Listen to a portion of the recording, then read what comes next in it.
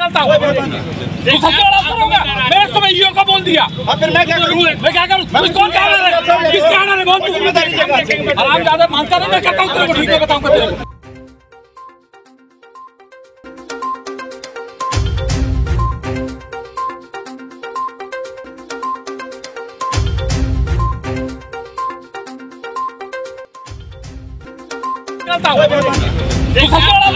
मैंने तुम्हें ईओ को बोल दिया। फिर मैं क्या करूँ? मैं क्या करूँ? कौन कह रहा है? किसके आना है? बोल तू। आराम ज्यादा मानता नहीं, मैं कहता हूँ तेरे को ठीक है बताऊँगा तेरे को।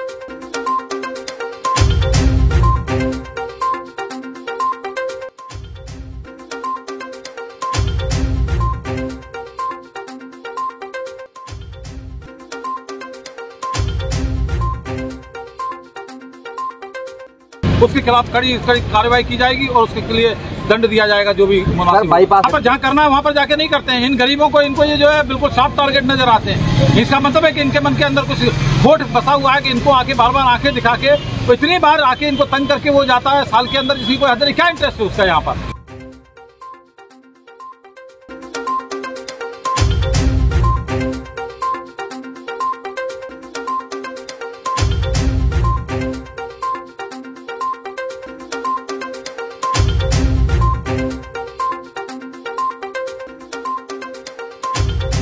नीति को पलीता लगा रहे थे, ऐसे अफसर के खिलाफ हम एक्शन लेंगे ना।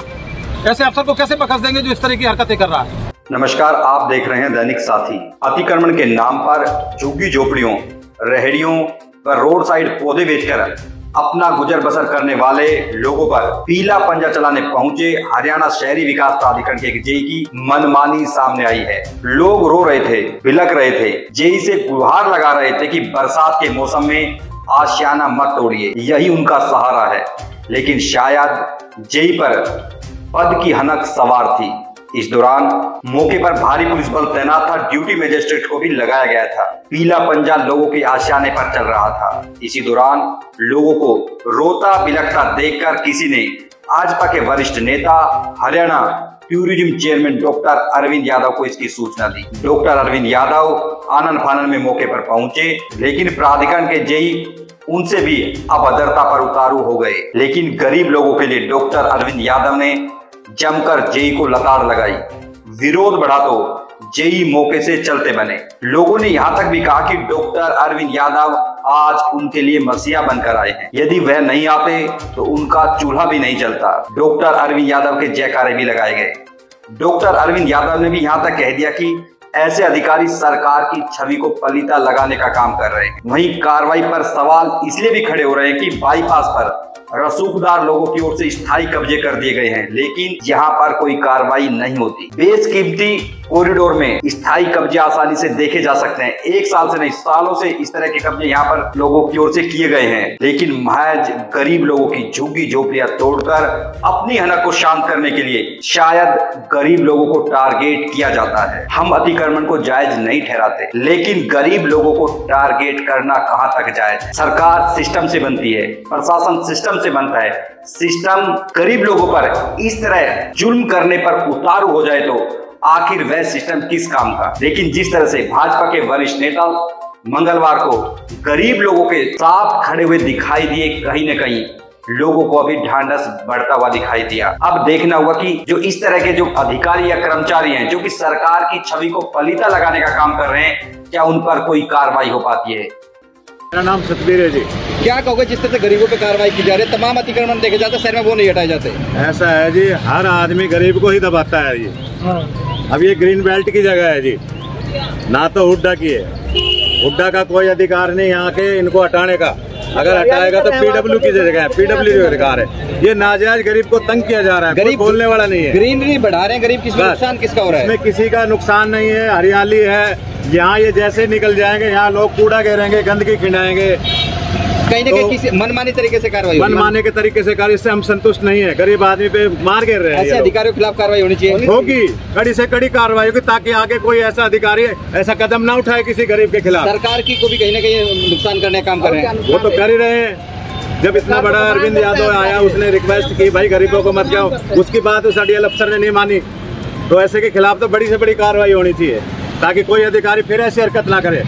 ये लोग बेचारे गरीब क्या ले रहे हैं, इनसे करो बात। मेरा नाम है द्वारका प्रसाद, मैं एक एम्प्लॉइज हूँ और ये अधिकारी जो हैं ग्रीन बेल्ट में हरियाणा सरकार के लक्ष्य हर एक घर में पौधा हो, हरियाली हो, फिर भी ये अधिकारी आकर के इन पौधा वालों को तंग कर रहे हैं, पौधे उजाड़ रहे हैं। पैसे वैसे भी मांगते हैं क्या इनसे? नहीं, पैसे की तो हमने नहीं सुना, लेकिन कोई नहीं आई जी बात।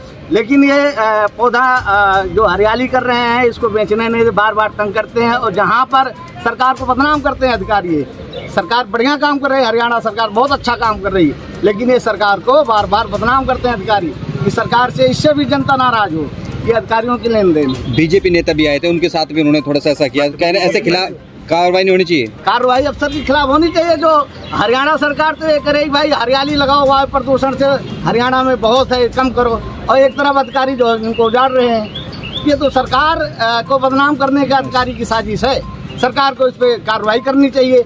कौन सा अधिकारी आ गया कि एक अरविंद यादव जो शहर के मौजूद आदमी है, बड़े नेता, उनकी बात नहीं माना तो किसकी बात मानेंगे? समाज सेवा करते हैं इस तरह का ये करे लोगों को। अमित जी, इसमें एक अधिकारी है जो जानबूझ के इन सब लोगों को परेशान कर रहा है, और मैंने भी उसको 5 बार 6 बार टेलीफोन किया, उसने मेरा फ़ोन नहीं उठाया। मैंने अपने पीए को भेजा, उसने बात नहीं की। मेरे पीए के कहने के बाद मुझे खुद, मेरे पास लोग बैठे थे, मैं उठ के यहाँ आया और वो मेरे से भी बदतमीजी से वो बात कर रहा है। तो ऐसे अधिकारी के खिलाफ कार्रवाई, निश्चित तौर पर उसके खिलाफ कार्रवाई होगी और कठोर से कठोर कार्रवाई होगी। ये गरीबी हरियाली रखे हुए हैं, हमारा पर्यावरण को बचाने का संकल्प प्रदेश सरकार का है। ये लाके अपना रोजी रोटी कमा रहे हैं, लोगों को पेड़ दे रहे हैं। हम पेड़ लगाने के लिए हम नर्सरियों के अंदर पूरे साल तैयारी कराते हैं।